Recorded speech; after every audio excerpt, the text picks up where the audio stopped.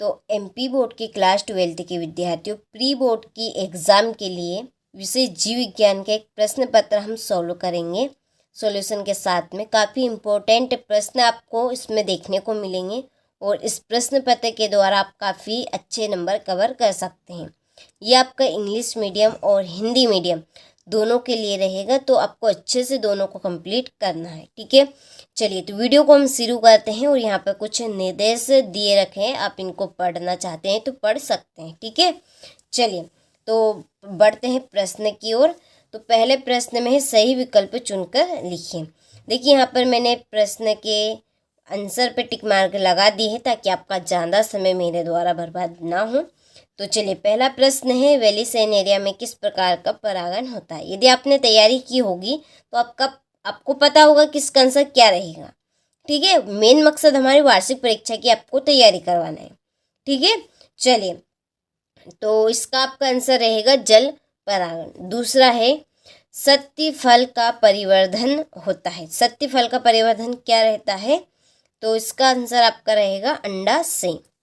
तीसरा है निम्नलिखित में से समयुग्मज जी एलिलिन है, तो इसका आंसर आपका रहेगा कैपिटल टी। ठीक है, चलिए तो यहाँ से आप तीनों प्रश्न के आंसर का स्क्रीनशॉट ले लीजिए। इसके बाद में हमारा चौथा प्रश्न कि इंटरफेरोन प्रोटीन होते हैं।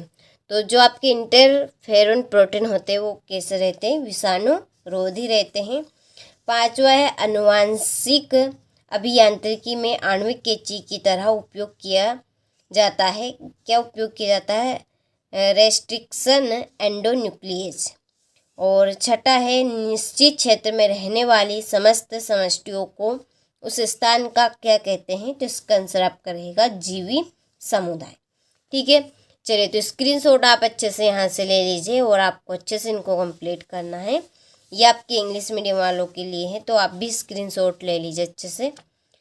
अगला प्रश्न है, इसमें है रिक्त स्थानों की पूर्ति कर लिखिए। पहला है कि 150 द्वितीयक शुक्र कोशिकाओं में डेडेडेस शुक्राणु बनेंगे। तो कितने शुक्राणु बनेंगे, 300। और दूसरा है दूध से दही का निर्माण डेडेडेस के द्वारा किया जाता है। तो इसका आंसर आपका रहेगा लैक्टोबैसिलस के द्वारा। ठीक है, तीसरा है डीएनए के एक कुंडल में 10 न्यूक्लियोटाइड्स पाए जाते हैं। और चौथा है इंसुलिन पॉलीपेप्टाइड श्रृंखलाओं का बना होता है। तो इसका आंसर आपका 2 रहेगा। पांचवा ऐसे जीव जिनके अनुवांशिक संगठन को बदल दिया गया है उसे डेडेडेस कहते हैं। तो इसका आंसर आपका रहेगा ट्रांसजेनिक जीव। छठा है उत्पादकों को डेडेडेस कहते हैं क्योंकि वे कार्बन डाइऑक्साइड का स्थिरीकरण करते हैं। तो इसका आंसर आपका उत्पादक रहेगा। ठीक है, चलिए तो यहाँ से आप स्क्रीनशॉट अच्छे से ले लीजिए और आपको अच्छे से कंप्लीट कर इनको जाना है। ये आपके इंग्लिश मीडियम वालों के लिए है, तो आप भी स्क्रीनशॉट ले लीजिए और इनको आप फिल कर लीजिए क्योंकि हमारे पास इनका सॉल्यूशन नहीं है। ठीक है, चलिए तीसरा है सत्य असत्य चुनिए। पहला है पुष्पी पौधों को आवर्त बीजी पौधे कहते हैं। तो इसका आंसर आपका सत्य रहेगा। और दूसरा है वेसोक्टोमी और ट्यूबेक्टोमी लिंग परीक्षण विधियां है। तो ये आपका सत्य है। तीसरा समजात अंग की मूल संरचना उद्धव समान है लेकिन वहाँ भिन्न भिन्न कार्यों हेतु अनुकूलित होते हैं। तो ये आपका सत्य है।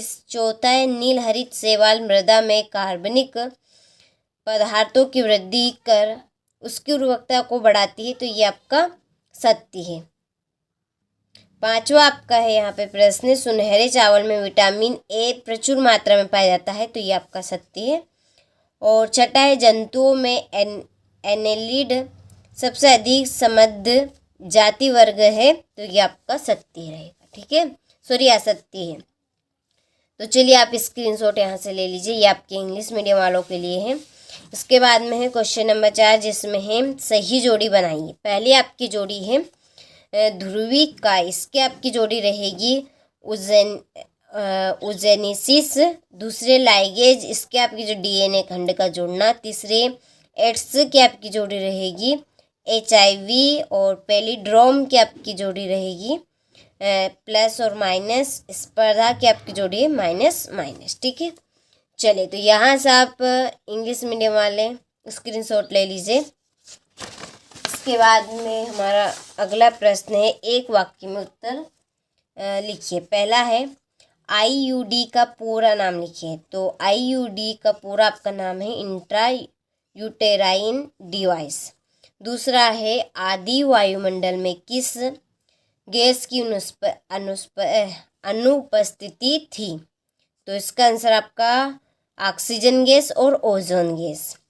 इसके बाद में है तीसरा, रुधिर में होने वाला कैंसर को क्या कहते हैं, ल्यूकेमिया। और चौथा है BT कपास में स्थानांतरित कीट रोधी प्रोटीन का नाम क्या है, क्राइप्रोटीन। पांचवा, पृथ्वी के फेफड़े वन किसे कहा जाता है, अमेजन वर्षा वन को, ठीक है। चलिए, तो यहाँ से आप स्क्रीनशॉट अच्छे से ले लीजिए। फिर हमारा छठा प्रश्न, ZIFT और GIFT में कोई दो अंतर लिखिए। सातवां, हीमोफीलिया रोग क्या है। आठवां, हार्डी विनबर्ग सिद्धांत का समीकरण लिखिए, ठीक है। चलिए, इसके बाद में नवा प्रश्न, जैव नियंत्रण से आप क्या समझते हैं। पारजीनी जंतु क्या है, समष्टि घनत्व को स्पष्ट कीजिए। भारत में वन जीवों की विलुप्ति के दो कारण लिखिए। कार्पस लुटेयम एवं क्रोमोसोम के दो कार्य आपको लिखने हैं। मनुष्य में लिंग निर्धारण की क्रिया को आरेख की सहायता से समझाइए और बायोगैस नियंत्रण की संरचना का चित्र बनाइए, ठीक है। चलिए, इसके बाद में है अगला प्रश्न, किसी मानव निर्मित स्थलीय पारितंत्र के विभिन्न घटकों के नाम उदाहरण सहित देने हैं।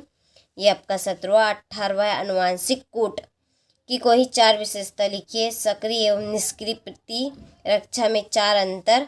और ये आपका 20वां प्रश्न, ठीक है। चलिए, मेल ये आपका 20वां है। द्विनिषेचन एवं त्रिसंलयन को उदाहरण सहित आपको स्पष्ट करना है, 4 नंबर का प्रश्न है। तो ये मैंने आपको अच्छे से इस प्रश्न पत्र को बता दिया है। किसी भी तरह का यदि डाउट हो तो आप कमेंट बॉक्स में कमेंट कर सकते हैं, ठीक है। आपको परीक्षा हाल में जाने से पहले एक बार अच्छे से इसको कंप्लीट करके जाना है, ठीक है।